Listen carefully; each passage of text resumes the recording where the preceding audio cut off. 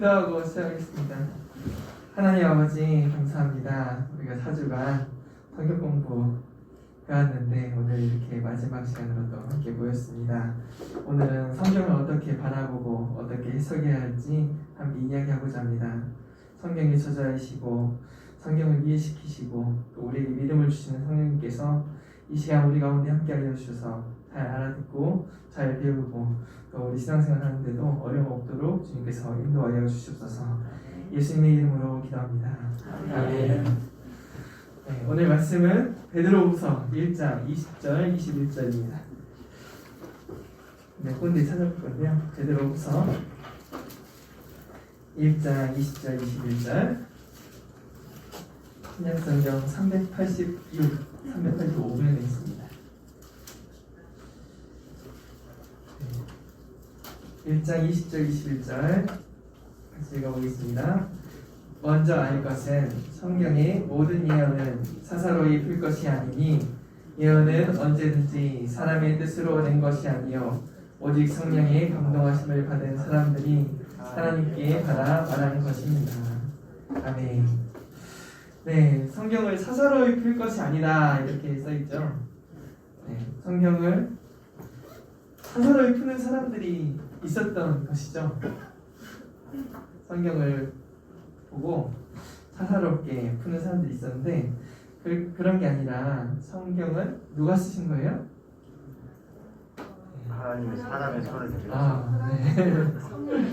갑자기 이렇게 하니까 또 tuk자 영감설 뭐 이런 거 다 이야기해야 될 것 같은데 비계적 영감설 막 이야기해야 될 것 같은데 예전에 뭐 하나님이 어렸을 때 이렇게 배우지 않으셨어요? 저는 어렸을 때 하나님이 사람들 손을 빌어서 쓰셨다 이런 이야기도 제가 이제 합동체 교회 다녔었거든요 어렸을 때. 그래서 그런 이야기도 듣고 그랬는데 하나님이 쓰셨죠. 그런데 하나님이 직접 쓴 게 있어요 없어요? 십계명 말고 네 없죠. 십계명 말고는 사람의 손을 사용해서 쓰셨어요. 성령의 감동하심을 받은 사람들이 성령님의 이끌 위해서 쓰였고 또 성령님이 성경을 모으신 분이에요.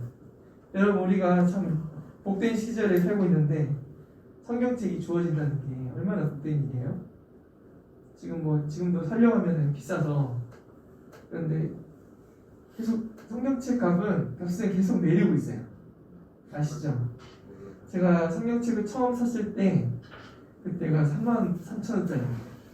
베스트 성경 샀는데 두께가 요만했죠. 그런데 지금도 이런 성경책 하나 사려면은 33,000원 거의 그 가격 그대로인 것 같아요. 20년 전인데 20년도 훨씬 더 전인데 물가는 올랐지만 성경책 가격은 계속 내리고 있는 것 같습니다.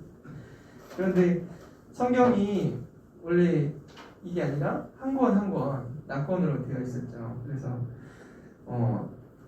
두루마리로 감싸져 있었고 이제는 또 그리고 성경책을 한 권에 이렇게 갖고 있다는 거는 집 한 채 갖고 있는 것만큼 중세 이런 때는 엄청난 것이었어요. 좀 이따 보게 될 거지만 성경에 진본이 있을까요 없을까요? 갑자기 무슨 얘기지? 진본 없습니다. 진본 없습니다. 사실 신학교 들어가면 제일 먼저 하는 이야기가 성경책의 진본과 사본에 대해서 이야기해요. 다 사본이에요. 다 사본. 사본이라니까 뭐냐 하면 복사한 거예요. 복사. 옛날에는 복사기로 한 게 아니라 사람 손으로 복사한 거죠. 그래서 모세가 처음 썼을 때 만약에 모세 우경 있냐? 없죠. 왜냐면 그 시절이 당군 할아버지 때 지금 우리나라로 우리 이 한반도 가면은 당군 할아버지 때쯤 쓴 거예요. 그러니까 그게 남아있을 리가 없어요. 가장 오래된 것이 무엇이냐 그리고 가장 정확한 게 무엇이냐 이런 것만 연구하시는 학자들이 있어요. 성경의 진본을 찾아서. 그런데 이렇게 손으로 직접 썼지만 손으로 막 베껴 썼지만 거의 큰 오차가 없이 온 거예요. 그래서 우리가 성경책 읽다 보면은 아래 난 하주 해가지고 나오잖아요. 그 사본에는 이런 게 있음. 또 성경책에 있다 보면 없음이라는 거 써 있는 거 있죠? 네. 그런 거만 외우시는 분들 있어요. 나 성경 몇 절 외웠다. 없음. 뭐 아이들 막 이러거든요. 그런데 거기 아래 보면은 어떤 사본에는 뭐라고 적혀 있어요. 이렇게 써 있는 것이죠. 그래서 성경책을 손으로 직접 썼기 때문에 오차도 있고, 막 큰 오류 막 이런 건 없을지 몰라도 이렇게 차이가 조금씩 있어요. 그래서 또 번역본에 따라서 또 이 구절이 있는 경우 있고 없는 경우 있고 막 그래요. 그런데 성경을 모르신 분이 바로 성령님이시다. 또 그런 말씀이죠. 히브리서 1장 1절 2절을 한번 볼게요. 히브리서 1장 1절 2절. 옛적에 빌레몬 히브리 야고보 히브리 1장 1절 2절 읽어보겠습니다. 옛적에 선지자들을 통하여 여러 부분과 여러 모양으로 우리 조상들에게 말씀하신 하나님이 이 모든 날 마지막에는 아들을 통하여 우리에게 말씀하셨으니 이 아들을 만유의 상속자로 세우시고 또 그로 말미암아 모든 세계를 지으셨느니라. 아멘. 옛적에는 선지자를 통해서 하나님께서 말씀하셨고 그리고 아들을 통하여 말씀하셨다. 그래서 우리는 그 말씀을 듣고 있죠. 모세도 선지자 이렇게 얘기하잖아요. 우리가 선지서 뭐 이렇게 따질 때는 아니지만 모세도 옛적의 선지자 중에 한 명으로 또 넣었죠. 그런데 이 땅에 있는 많은 이단들은 옛날에는 선지자 그리고 예수님 또 지금은 우리 선생님을 통해서 말씀하셨다. 교주를 통해서 말씀하셨다 이렇게 말해가지고 그 이단들이 항상 뭔가 덧붙여요. 성경에 이렇게 써 있지만 해석을 덧붙이죠. 가까운 신천지는 또 동양 사상을 막 넣어가지고 다른 책을 끄집어내서 이야기하고 또 통일교도 마찬가지고 여러 가지 짬뽕을 해서 성경을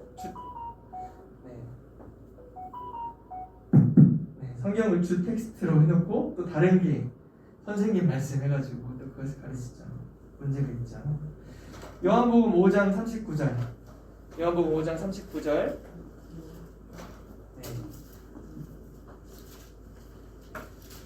요한복음 5장 39절.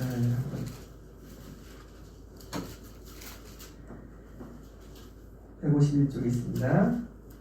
너희가 성경에서 영생을 얻는 줄 생각하고 성경을 연구하거니와 이 성경이 곧 내게 대하여 증언하는 것이니라. 우리는 성경을 연구합니다. 왜요? 성경 안에 구원의 말씀, 영생의 말씀이 있거든요. 그걸 발견할 수 있기 때문에 우리는 성경을 연구합니다. 또 예수님 당시에 많은 사람들이 영생을 쫓고자 연구를 했던 것이죠. 그런데 그 성경이 말하는 영생, 그 구원은 누구를 통해 주어지나요? 예수님. 오늘 사실 성경 해석에서 제일 중요한 게 예수님이죠.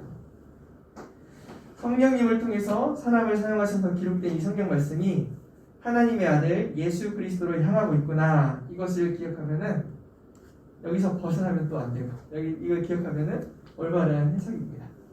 오늘 수업은 여기까지. 이러면 얼마나 좋겠어요? 근데 이것만 기억해도 됩니다. 여러분 성경을 다 이해하시나요? 읽으면 다 쏙쏙 이해가 되는 부분도 있고 안 되는 부분도 있죠.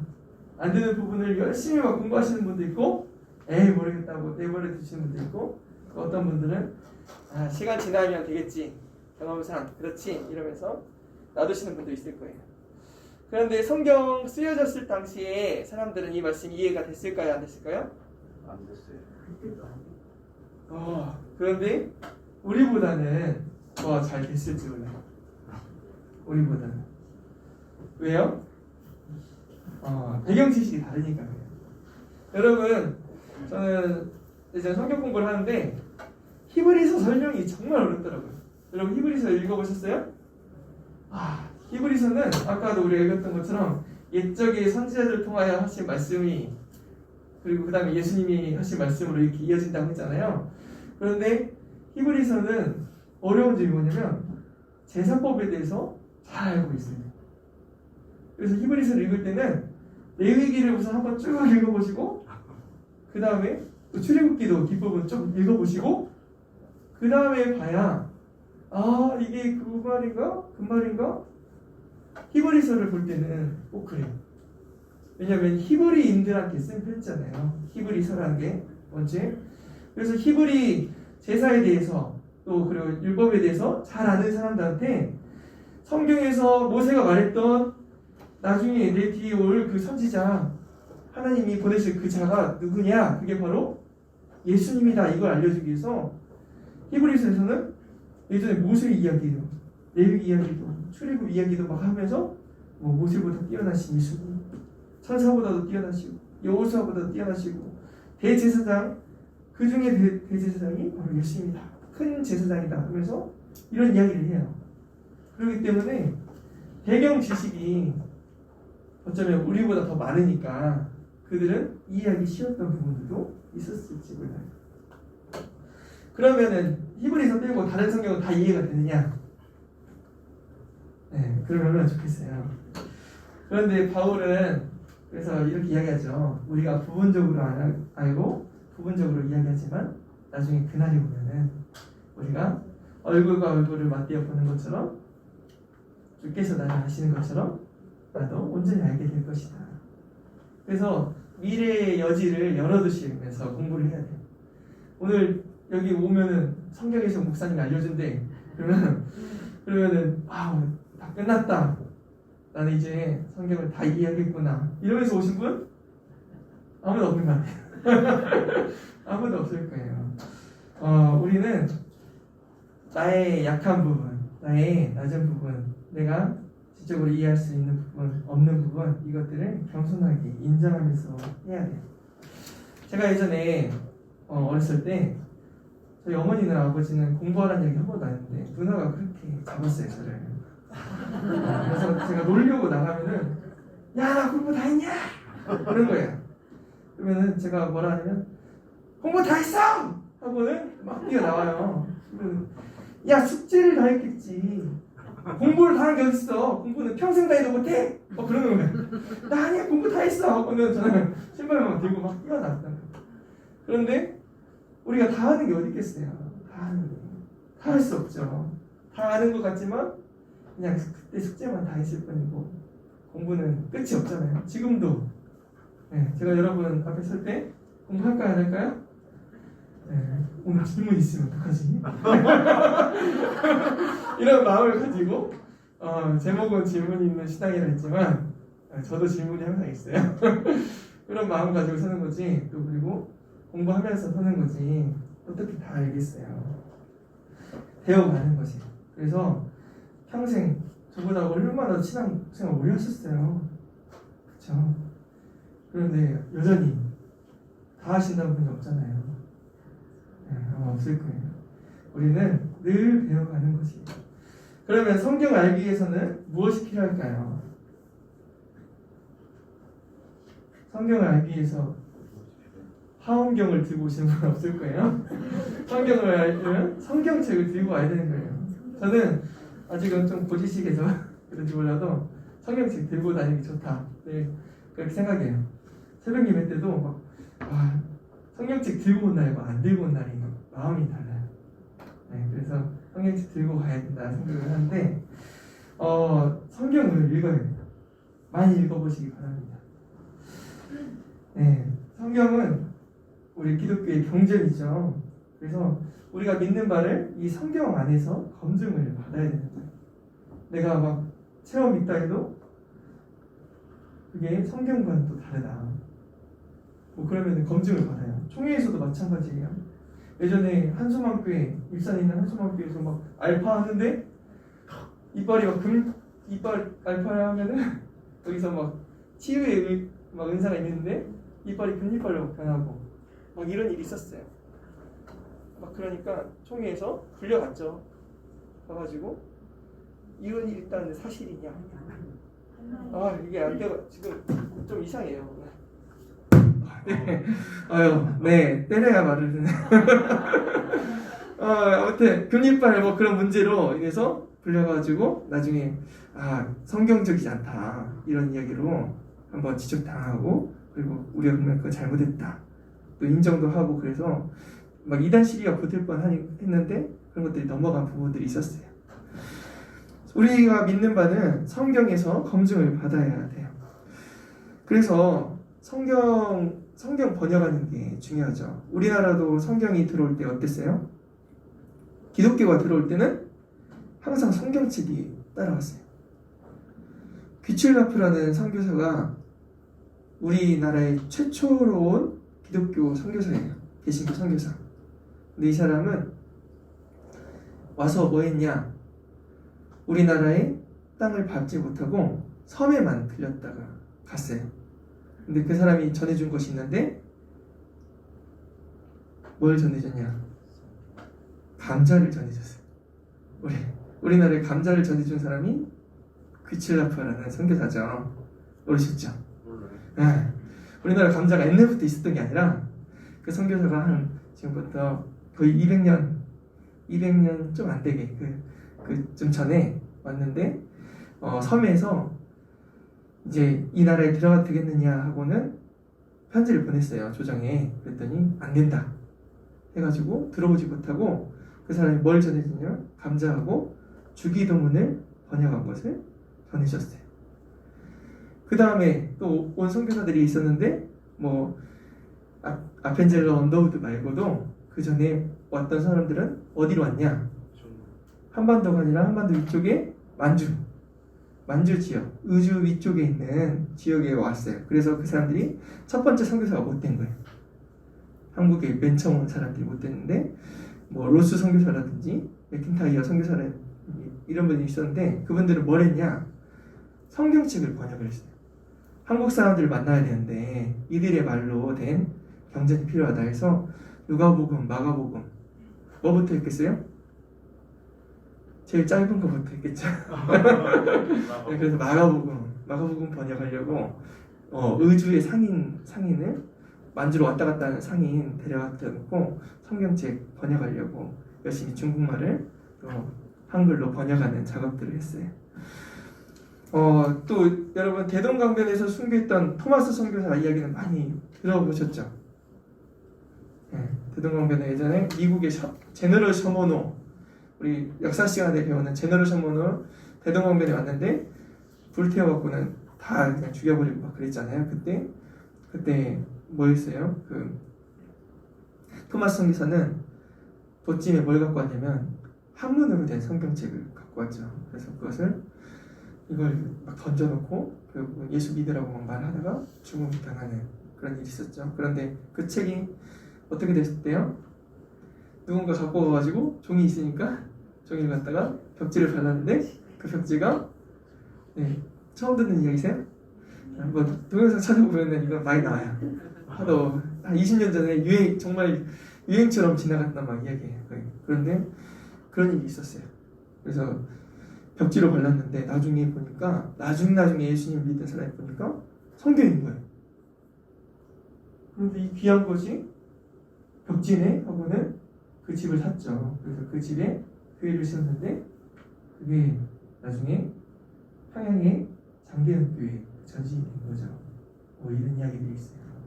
그런데 그런 식으로 성경을 전해주려 했던 사람들이 있었어요.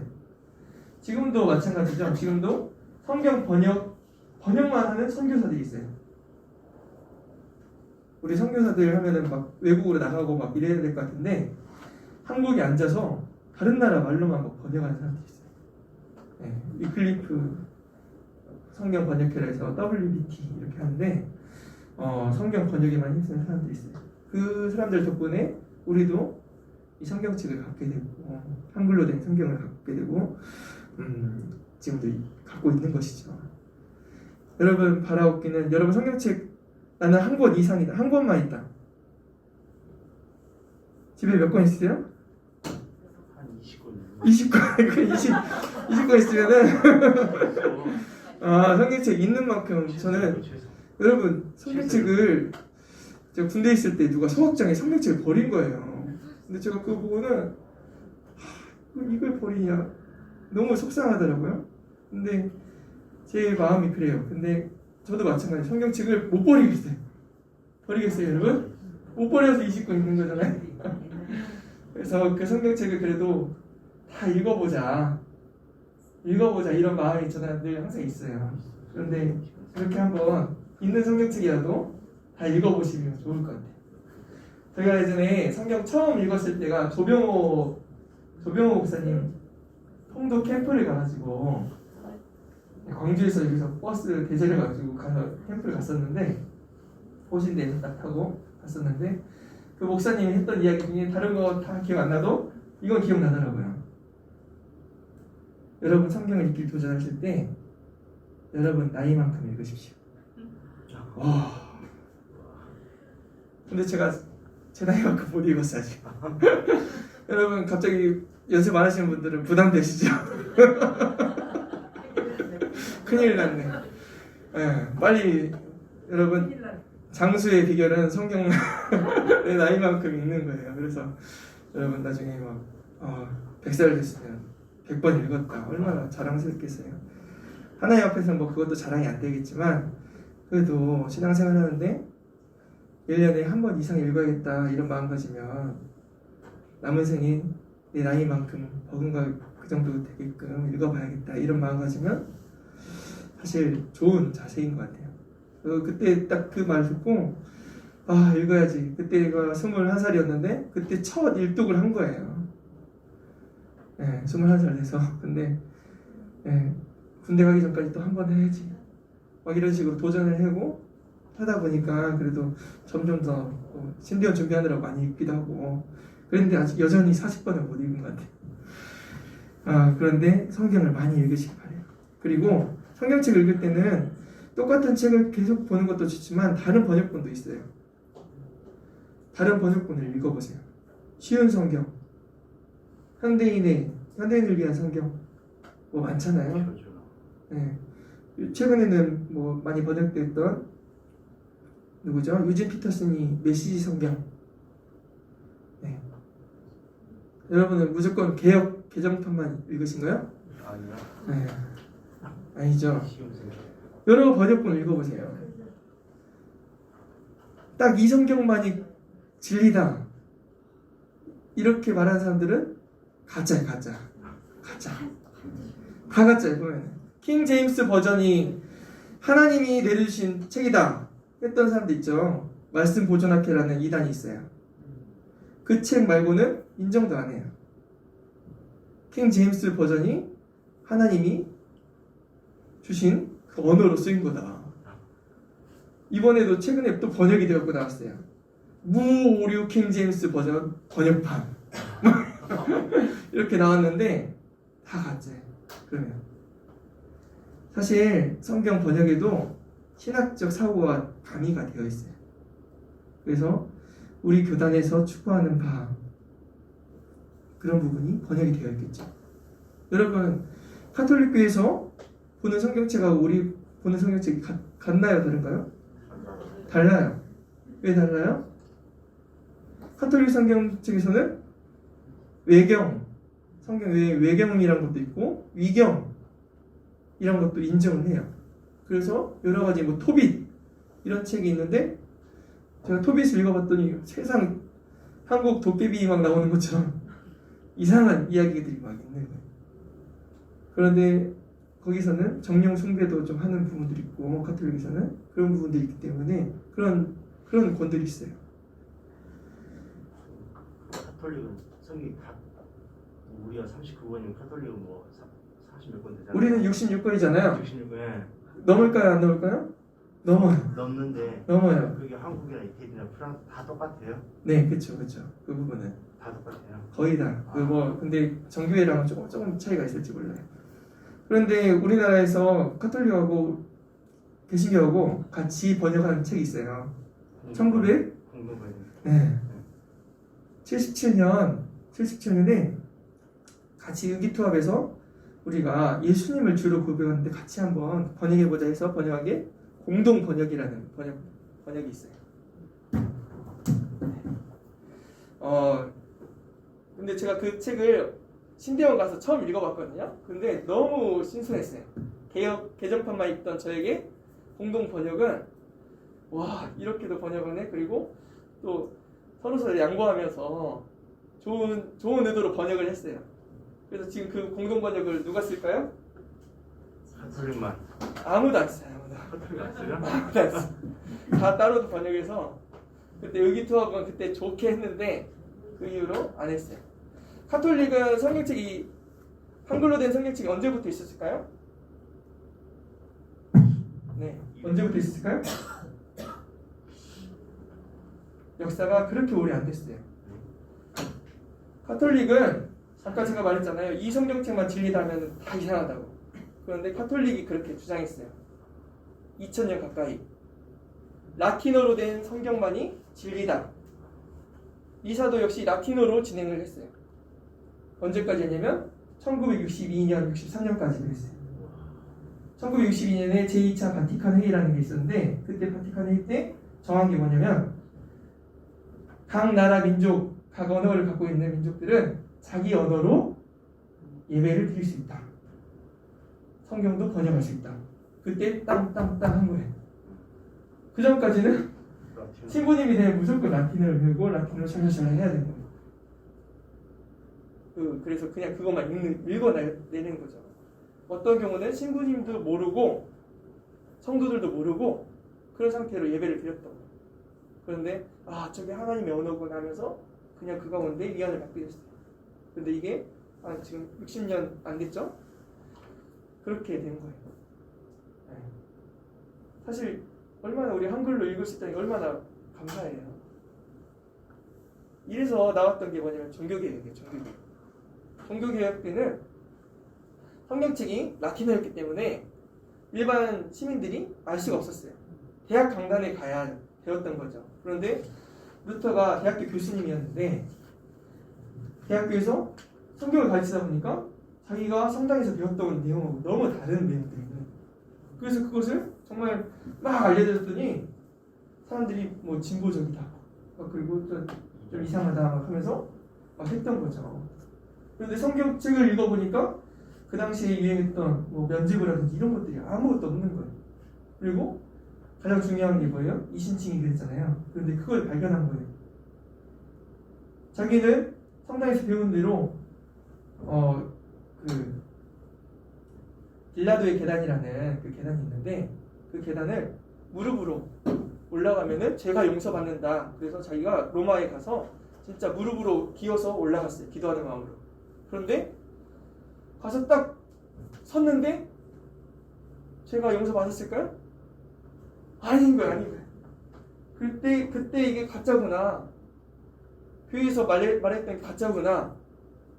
확 깨달은 거예요. 그래서 믿음으로 구원을 받는다는 이 성경 진리가 있지. 교회에서 말한 게 가짜구나. 이걸 깨달아요. 그래서 이 사람이 이 루터가 종교개혁을 시작했다는 거죠. 그러면서 제일 먼저 했던 게 뭘까요? 성경을 독일어로 번역했어요. 독일어로. 그런데 그게 로마 가톨릭에서는 이제 죽을 찌는 거죠. 그건. 네, 라틴어를 어떻게 불경한 인간의 말로 번역을 하냐. 네. 그런데 그게 아니죠. 여러분 성경이 쓰여질 때 어떤 언어로 쓰여졌어요? 구약은 히브리어, 신약은 헬라어, 그리고 또 아람어가 조금씩 더 있어요. 아람어가 있고 또 다니엘서에는 또 다른 언어가 살짝 좀 있어요. 그런데 그 언어들 여러분 많이 들어보셨죠? 신약이 쓰여질 때 그 헬라어가 상급 언어가 있고 중급 언어가 있고 하급 언어가 있는데 어디를 택했을까요?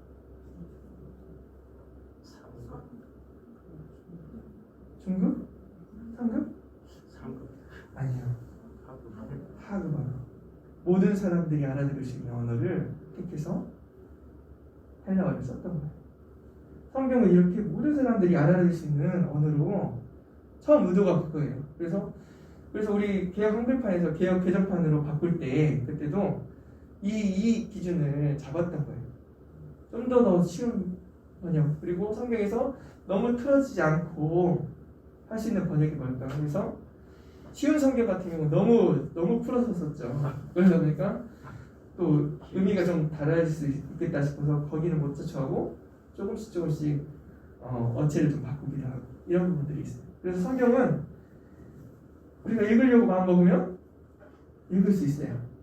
다 이해할 수 있느냐? 그거는 다는 아니다 이렇게 생각하시면서 봐야 되는 거죠. 그래서 다른 번역들도 한 번씩 보세요. 영어를 좋아하시는 분들 영어 버전들도 보세요. 이게 다 딱 양극단이 있어요. 성경의 원어 그대로 번역을 해야 된다 이런 입장이 있고, 그리고 이 시대에 맞는 언어로 번역을 해야 된다 이 입장인데, 번역이 다 그 중간쯤에 다 있는 거예요. 끝에 가 있는 언어들이 있어요. 끝에 가 있는 성경책들이 있긴 해요. 그래서 킹제임스 버전 막 말했던 것도 있고 라틴어 직역 성경 막 이런 것들도 있는 거죠. 그런데 어떤 번역만이 딱 옳다 이렇게 말하는 순간 잘못될 수 있다. 신천지는 어떨까요? 신천지는 여전히 개역 한글판을 써요. 왜요? 개역 한글판으로 교리를 맞춰놨거든요. 이렇게 딱딱 맞춰서. 그런데 만약에 개역 개정판을 바꾸면 단어가 달라졌어요. 틀려져요.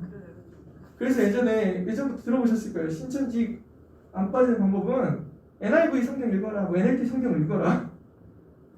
신천지에서는 그것들은 인정 안 해요. 개역 한글판만 있어요. 네.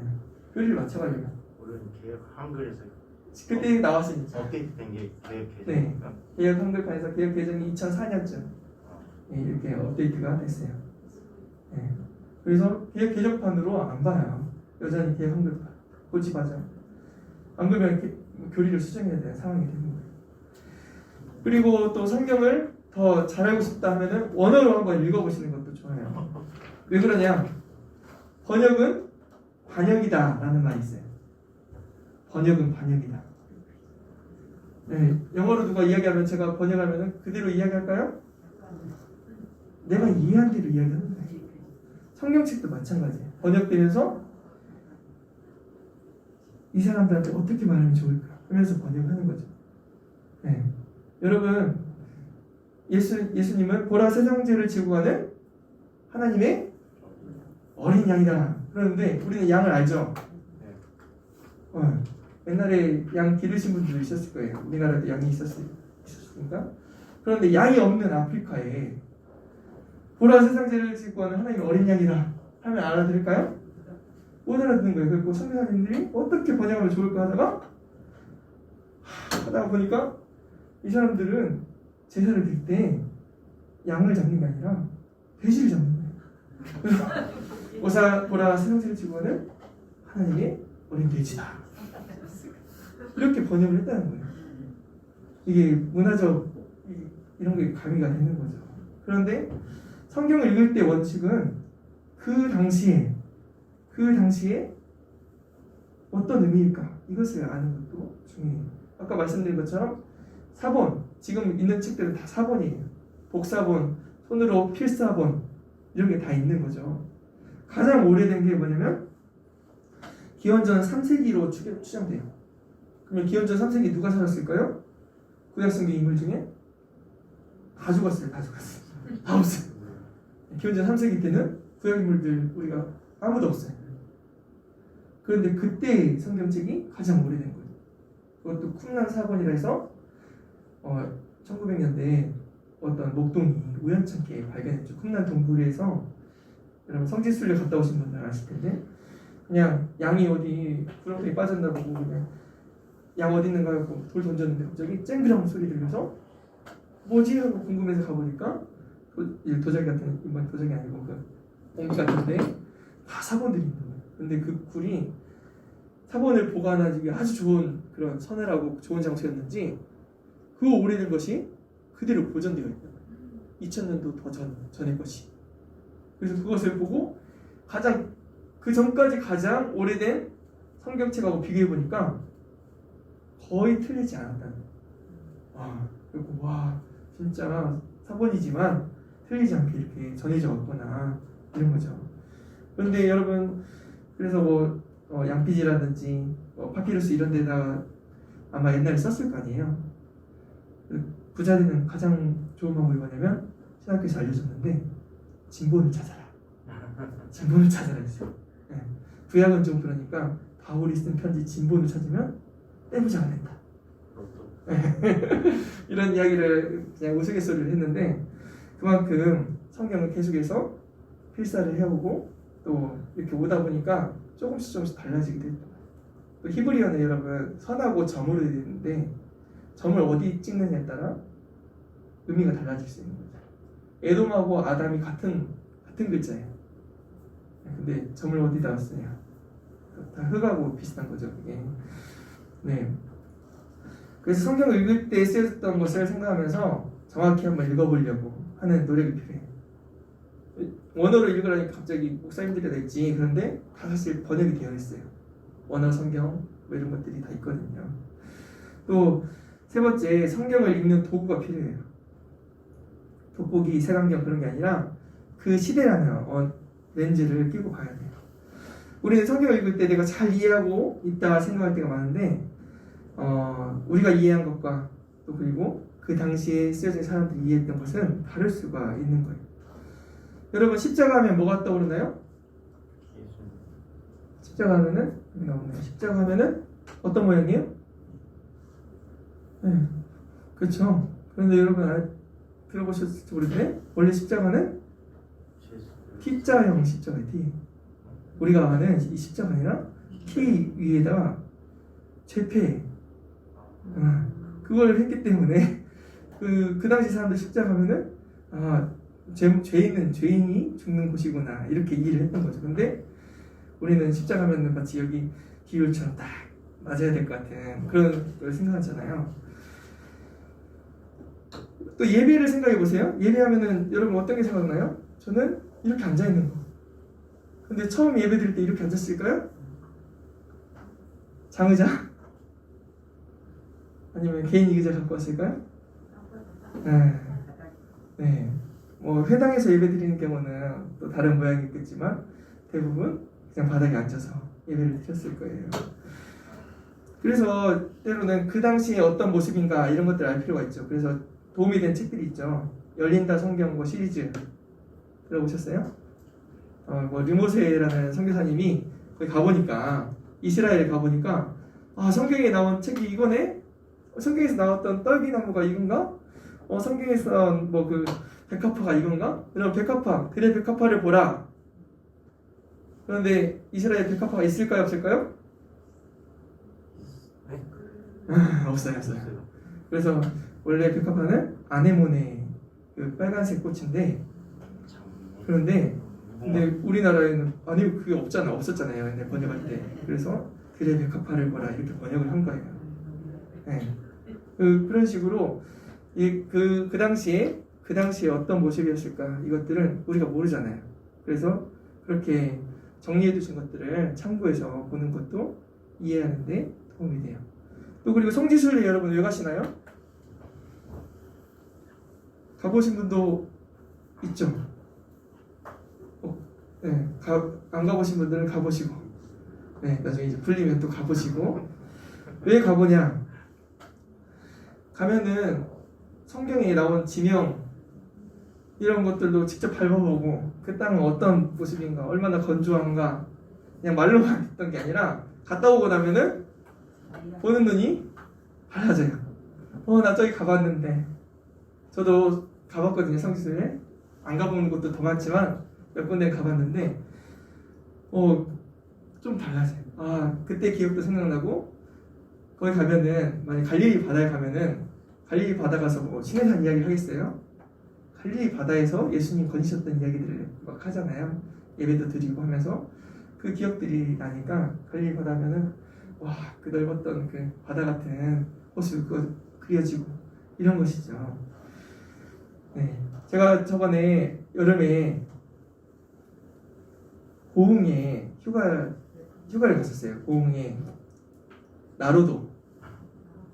근데 그때 나로도 간 다음에 몇 달 후에 그 나로 누리호 그걸 발사를 한 거예요. 평상시 같으면 그냥 보지도 보지도 않을 텐데 1시간 전부터 뉴스를 틀어놓고 네, 그거 계속 봤어요. 그리고 저희 둘째가 그 갔다 온 날 다음부터 계속 로켓, 아빠 로켓 그려줘. 하루에 한 번씩은 로켓 그려줘요.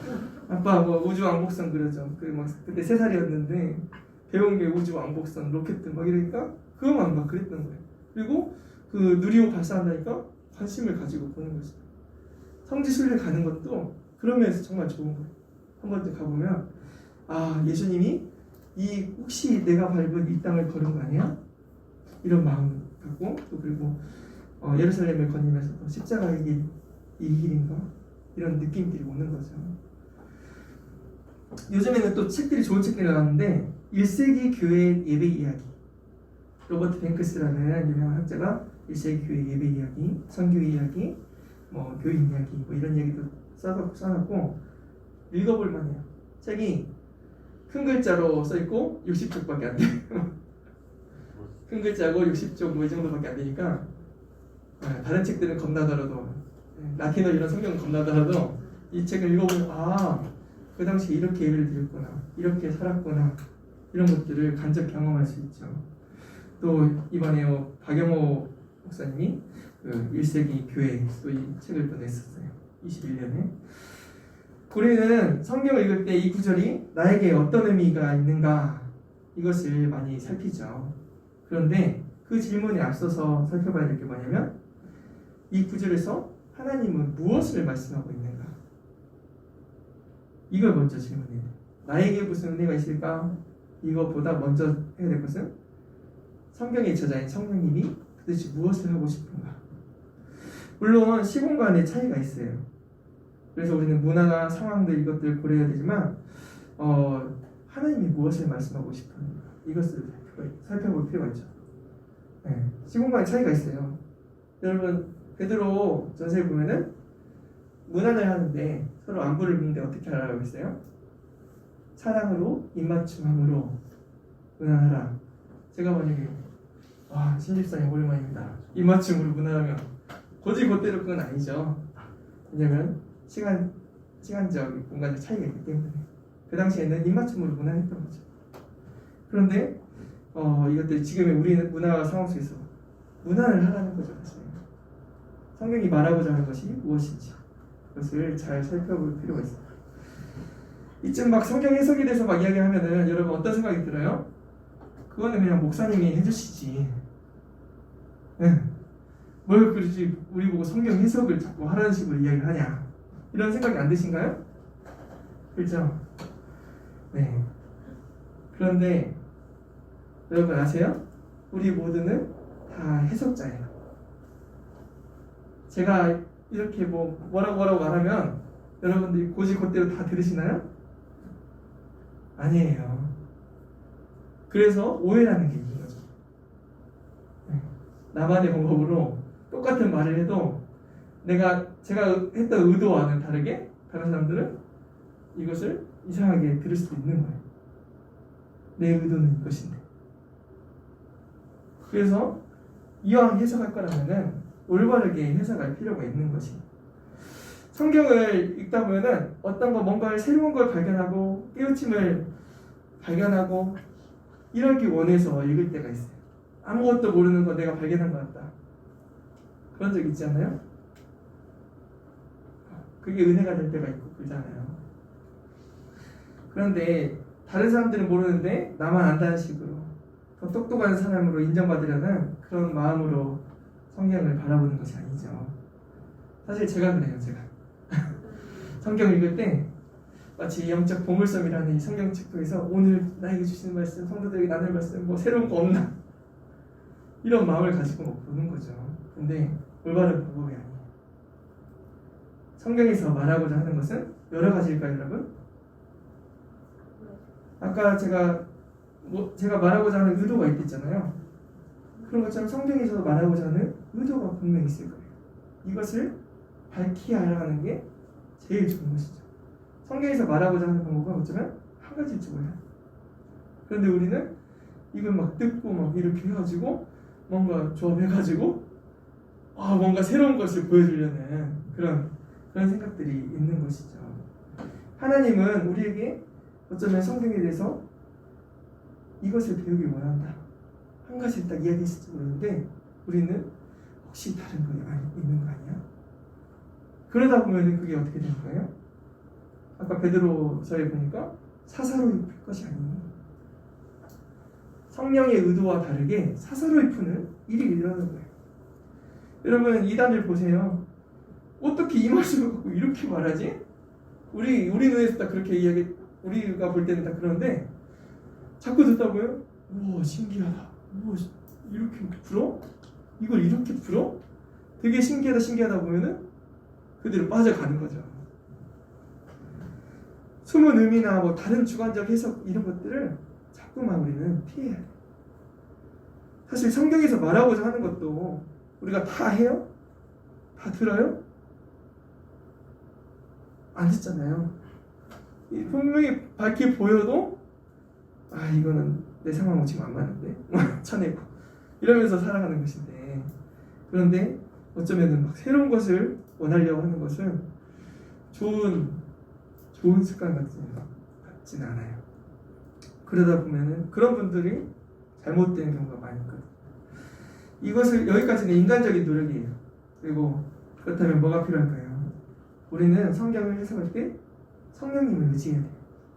성경을 쓰신 분도 성령님이시고 성경을 모으신 분도 성령님이시고 누굴 통하여 말씀을 하시는 분도 성령님이 하시는 거죠. 목사님들이 설교를 준비할 때 어떻게 할까요? 공부만 하겠죠. 그런데 뭘 할까요? 기도해요. 왜요? 성령의 저자이신 성령님 의지하면서 기도하는 거죠. 목사님은 전하면 끝일까요? 아니에요. 전하는 순간 받는 사람들도 성령의 인도하심 따라 받아야 되는 거예요. 그래서 그걸 위해 또 기도해야 하는 거죠. 잘 받을 수 있게. 그러면 그게 끝일까요? 그 본 받고 나서면 다 잊어버리는데 그게 아니라 그대로 살아갈 수 있도록 성령님이 또 인도해 주시도록 우리는 성령님을 의지해야 돼요. 전할 때도 행할 때도 그때까지 나아갈 수 있게 해달라고 기도하는 것이죠. 오늘 제목으로 돌아와서 성경에 서로 상충되는 성경 말씀을 해석하는 기준이 무엇일까요? 여기로 끝날 때 됐는데 네, 성경에 상충되는 말씀들이 간혹 있어요. 네. 어떤 예를 들어 뭐가 있냐면 십계명에 보면은 우상 숭배하는 죄 막 이런 죄 이야기하면서 이 죄를 3, 4대까지 이르게 하거니와 이런 말씀이 있죠. 네. 그리고 말씀을 지키는 자들에게는 1000대까지 은혜를 베푸십니다. 네. 이 말씀하고 상충되는 말씀이 있어요. 죄를 지으면 3, 4대까지 이른대요.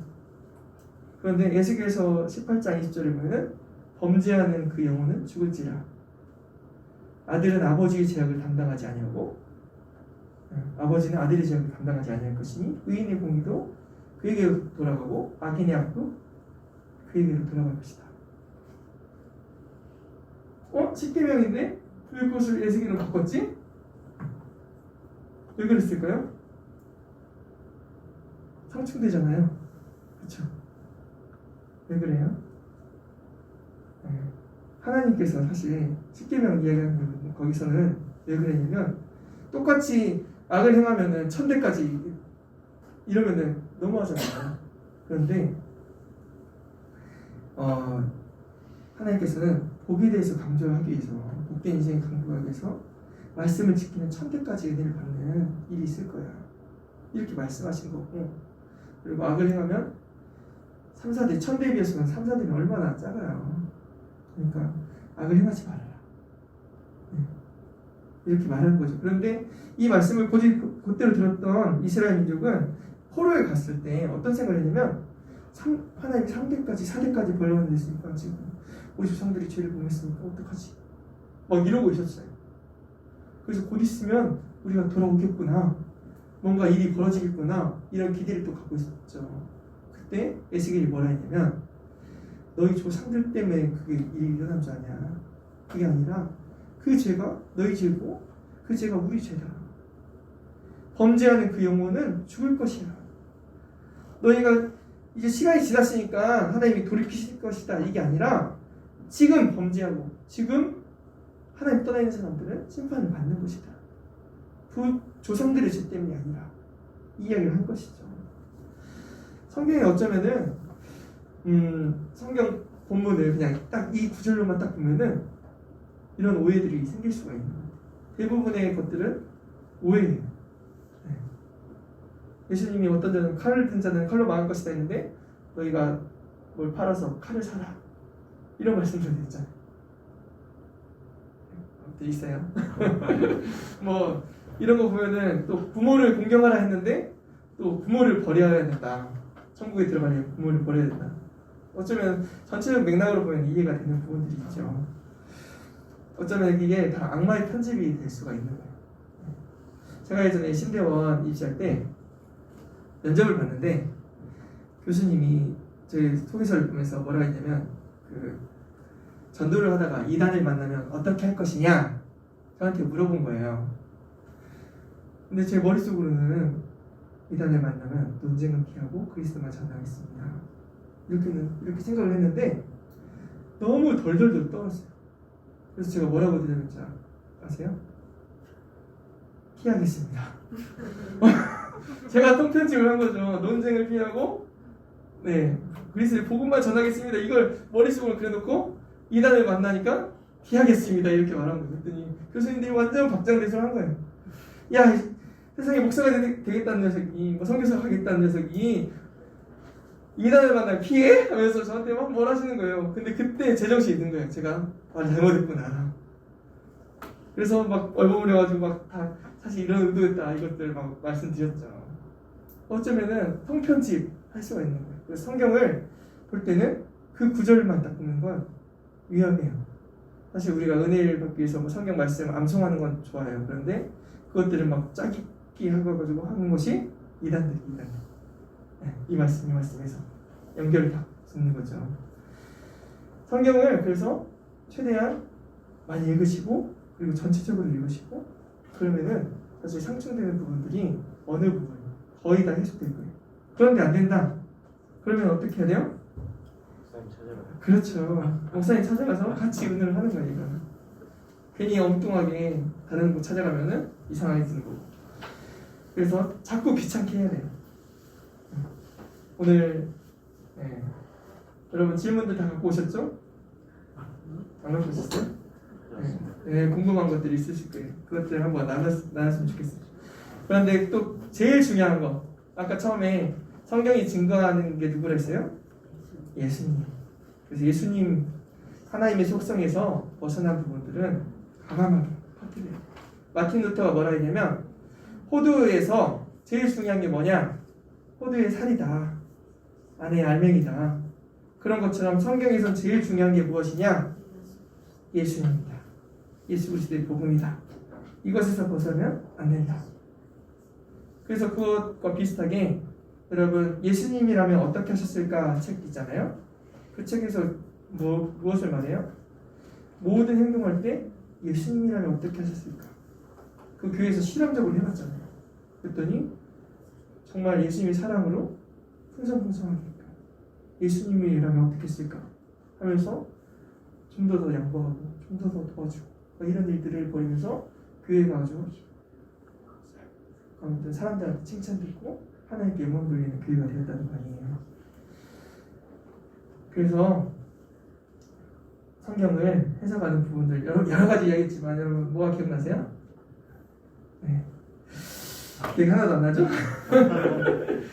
근데 우리가 성경 해석할 때 잘못 해석하거나 잘못 살거나 그러면은 어차피 나중에 이런 소리를 들을지 몰라요. 예수님께서 너희가 성경도 하나님의 능력도 알지 못하는 거로 오해하였다.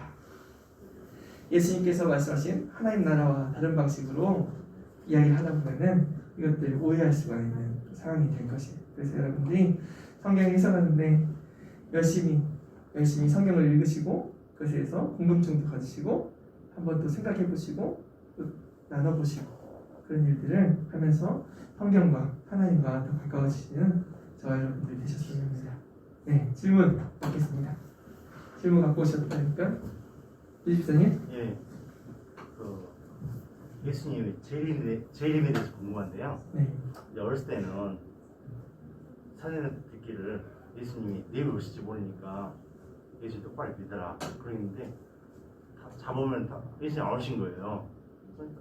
나중에 그 말이 진실이 아니다고 저 이제 머리가 커지니까 그렇게 느껴지고 이제 지금 생각은 언젠가는 오시겠지만 제가 이제 뭐 좀 뭐랄까요 나 살아있는 동안은 내가 죽기 전까지는 예수님 안 오시겠다. 내가 죽어서 예수님 만나는 게 좀 현실적이다.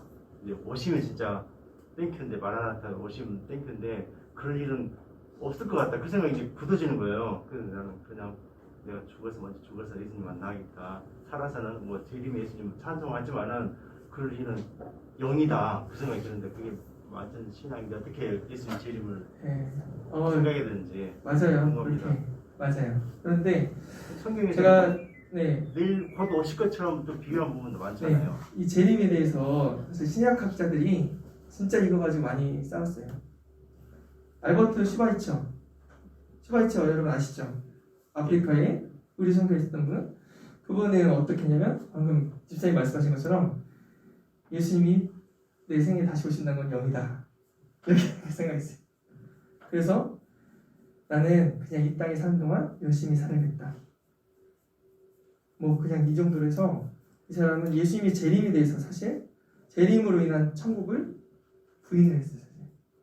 네. 그런 신학 그 슈바이처가 의사 선생님이 아니라 원래는 신학자예요. 신학자. 그래서 그런 이야기를 했는데 사실 예수님이 언제 오실지 아는 사람 아무도 없죠. 아무도 없죠. 아버지만 아신다. 네, 아버지만 아신다. 네, 하나님만 아세요. 진짜 아무도 없어요. 근데 또 이단에서는 하나님이 나한테 알려주셨다. 나한테 알려주셨다 그러죠. 그건 다 뻥이고 여러분 막 그러면서도 성경 말씀을 끌어들여요. 하나님이 어떤 일을 하실 때 선지자를 통하여 말씀하지 않고 일하신 적이 있더냐 하면서 이단에서는 그 선지자가 나다. 나한테 알려주셨다. 다 뻥이에요. 그건. 예수님이 하신 말씀하고는 벗어나니까. 그런데 종말은 사실 두 가지예요. 예수님이 다시 오시는 거 그리고 나의 죽음. 말씀하신 것처럼 나의 죽음. 그런데 성경에 보면은 우리가 종말을 기다리면서 언제 오시지? 안 오시지? 이러다 보면은 방종으로 치달을 수 있다. 제가 아는 선배가 있었는데 너무 술에 너무 찌들려 사는 거예요. 경찬이 형이 있었는데 그 경찬이 형이 너무 찌들려 살길래 형 예수 믿는데 형 장로님 아들인데 그만 우리 예수 믿자고 이렇게 말했어요. 그랬더니 우리야 그러지 마. 예수님이 강도도 변화시킬 수 있잖아. 예수님이 나를 언젠가 변화시킬 거야. 그런데 제가 뭐라고 할 말이 없었던 거예요 그때. 근데 돌아가서 생각하면서 기도하는데 저러다가 갑자기 자기가 죽으면 어떡해? 갑자기 언젠가 죽음 맞을 텐데 예수님 다시 안 만나고 또 죽으면 어떡해? 이런 생각이 드는 거예요. 종말이란 거는 사실 두 가지예요. 예수님이 오시거나 내가 죽거나. 그런데 우리는 모르는 게 있는데 내가 언제 죽을지 예수님이 언제 오실지 모르는 거예요. 그래서 성경에서 구원에 대해서 뭐라 했냐면 오늘 네가 나와 함께 낙원에 있으리라. 오늘이라는 거 오늘. 그래서 우리 신앙생활을 경천이 형은 나중에 언제라도 되겠지 이게 아니라 오늘 내 신앙이 어떤가. 오늘 내 신앙이 어떤가. 이게 중요해요. 내 구원을 다 따는 당상이 아니잖아요. 예수님이 우리 구원하시지만 우리 구원을 따는 당상이 아니라 천국 가는 그날까지 주여 지켜주소서 이런 믿음으로 사는 거죠. 그렇기 때문에 우리는 지금 이 시간, 이 신앙생활을 하는 이 시간을 정말 값지게 살아야 돼요. 종말이란 건 그래서 언제 오실지 바로 오실 수도 있고 네, 그래서 어떤 선교단체에서는 예수님 종말을 빨리 오게 하자. 예전에 20세기의 그 선교사들은 어땠냐면 우리 세대의 예수님을 오게 하자 이러면서 전도를 했죠. 왜요? 천국 복음이 온 세상에 전파되어야 그때야 우리니 이 말씀 마태복음 23장 말씀을 붙잡고 예수님을 빨리 오시게 하자면서 열심히 전도를 했어요. 지금도 그렇게 전도하는 단체들이 있고 그런데 우리가 그걸 장하는 것도 아니고 또 언제 올지 사실 2000년간 성도들이 얼마나 예수님 재림을 기다렸겠어요. 그런데 안 왔으니까 또 우리가 어쩌면 나태해질 수가 있어요. 그런데 그때마다 오늘이라는, 지금은 구원받을 때요, 뭐라 지금은 은혜의 날이로다. 고린도후서 6장 2절 말씀처럼 우리가 오늘이라는 그 시간을 잡고 하는 거예요. 요한복음에 보면은 지금 심판이 임했다 이런 말씀이 제일 많아요. 지금 구원받고 지금 심판이 임했다. 그러면 옛날에 저번에 내가 믿었을 때 그게 아니라 지금 살아가는, 지금 내가 믿으면 지금 구원받는. 또 이것과 비슷하게 하나님 나라에 대한 것도 있죠. 하나님 나라. 하나님 나라가 어떤 곳이냐? 사실 어떤 사람은 하나님 나라는 죽어서 가는 곳이 하나님 나라다 이렇게 말하는 교회가 있어요. 또 어떤 양극단이 있는데 죽어서 가는. 또 하나는 뭐예요? 지금 살아있는 곳이 하나님 나라가 되게 합니다. 죽어서 가는 것은 의미가 없다. 그런데 어느 한쪽으로 치우치는 것도, 제가 4번 강의지만 계속 말했던 게 뭐냐면, 치우치는 것은 위험할 수가 있어요. 성경에서 말하는 거 이쪽만 말하면은 예수님이 죽음 후에 천국에서 하나님 아버지를 배우는 거, 성경의 그런 부분들 놓칠 수가 있는 거죠. 그런데 또 여기만 가면은 예수님이 지금 너희 안에 있느니라, 그리고 예수님의 초림으로 인해서 시작된 하나님의 나라, 그것을 놓칠 수가 있는 거예요. 그래서 신약학자들이 나중에 막 여러 종말론에 대해서 막 이야기하다가 거의 다 초점이 모아졌는데, 그게 뭐냐면 요즘 목사님 맨날 이야기하시는 게 이미와 아직 사이. 이미 시작된 하나님의 나라, 아직 완성되지 않은 하나님의 나라. 우리는 중간에 사는 거예요. 계속해서 걸어가는 거죠. 천국에 가면 또 우리가 어떻게 하나님의 나라를 완성시켜요? 제가 저번에 말씀드렸잖아요. 20세기에는 유토피아를 완성시킬 것처럼 사람들이 다 이렇게 하나님 나라를 이룰 것처럼 막 했는데 그 와장창 무너졌다고. 뭐 때문에요? 1, 2차 세계대전 보고 어떻게 하나님 나라를 꿈꿔왔던 그 사람들이 이렇게 야만적인 행동을 하지? 이것을 보고 와장창 무너졌다고 했잖아요. 인간의 죄성을 간과할 수 있는 부분들도 있고, 그렇기 때문에 균형 잡힌 게 필요해요. 신학교에서 어떤 신학교는 정말 여기만 강조해요. 그리고 또 어떤 교회에서 그래요. 저도 예전에 막 배웠던 교회가 그랬어요. 그런데 또 여기만 강조하는 교회도 있는 거예요. 제가 저번에 그 교회들 막 스펙트럼을 얘기했잖아요. 기장은 어느 쪽이고. 근데 기장은 뭐 그런 게 아니라 목사님의 성향이 어떠냐, 또 성도들이 배웠던 토양이 어떠냐. 여러분 중에도 기도파가 있고 나는 묵상파가 있고 그러잖아요. 다 토양이 다 다르거죠. 그렇게 스펙트럼이 다양해요. 어떤 게 하나만 옳다고 그렇게 하는 순간 이상해질 수 있는, 다름을 또 인정하고, 그리고 최대한 너무 치우치지 않으려고 여기도 보고 저기도 보고 살펴봐요. 뭐가 딱 진리다, 뭐가 딱 이게 진짜다 이렇게 말하는 순간, 그 순간부터 잘못될 수가 있어요. 그게 사실 통합적 신학이 통합적 신학이 그래서 욕을 얻어먹는 게 뭐냐면, 너희가 말하는 게 도대체 뭐냐 이런 식으로 욕을 얻어먹어요. 왜냐하면 여러 가지 걸 다 배우거든요. 그런데 합동 측에서는 어디만 배우냐면 이쪽만 배워요. 기장 측에서는 또 이쪽을 더 강조해요. 사회라든지 지금 하나님 나라 이 말 사회. 근데 장신대에서는 다 이런 것들 다 같이 다뤄요.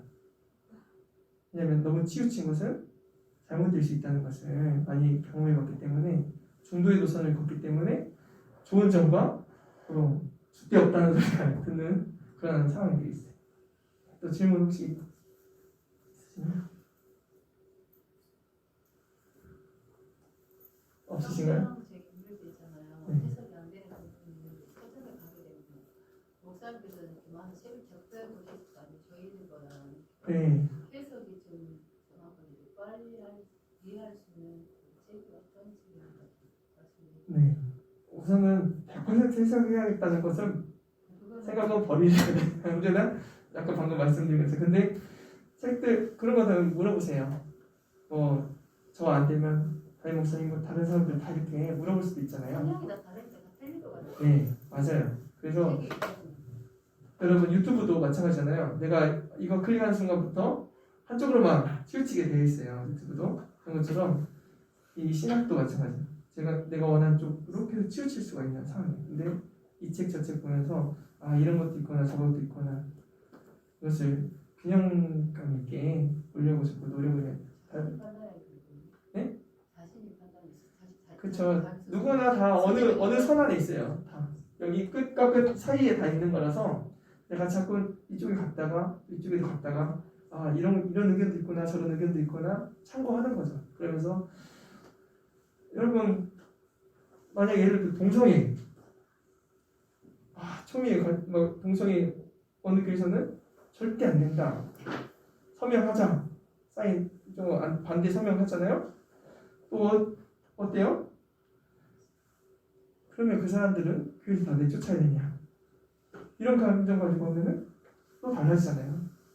여러 가지 의견들을 들어볼 필요가 있어요. 그리고 내가 취할 방향은 무엇인가 이것들을 생각을 해야 되는 거죠.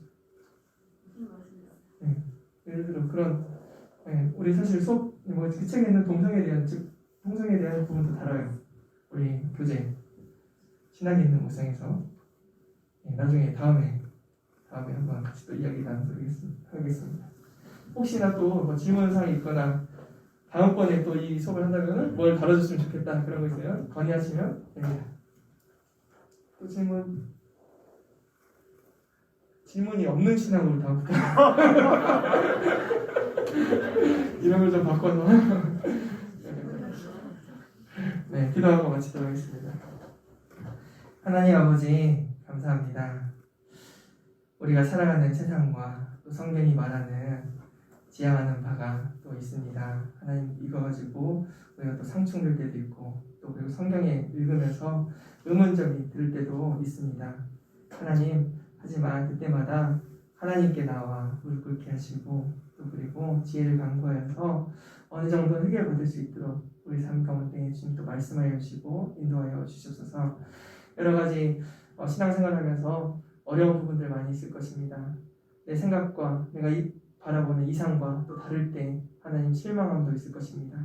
그럴 때마다 하나님 교회를 저버리고 또 하나님을 저버리고 그런 모습이 아니라 하나님을 위해 교회를 위해 또 나의 신앙을 위해 어떻게 살아야 될지 늘 고민하면서 살아가는 것이 우리 실존인 줄 압니다. 주님께서 우리를 붙잡아 주셔서 연약한 가운데 우리 힘도 하여 주시고 부족한 가운데 주님 채워주셔서 하나님 또 모자란 가운데 채워주시고 넘치는 가운데 덜어주시고 이끌어주셔서 온전한 신앙으로 나아갈 수 있도록 우리를 붙잡아 주시옵소서. 오늘도 귀한 시간 내어서 이렇게 참석한 우리 성도님들 한 사람 한 사람 기억하여 주셔서 하나님 우리 가정이 또 우리의 삶이 복된 인생 될 수 있도록 주님께서 늘 우리를 주장하여 주시옵소서. 감사드리며 예수님의 이름으로 기도합니다. 아멘. 감사합니다.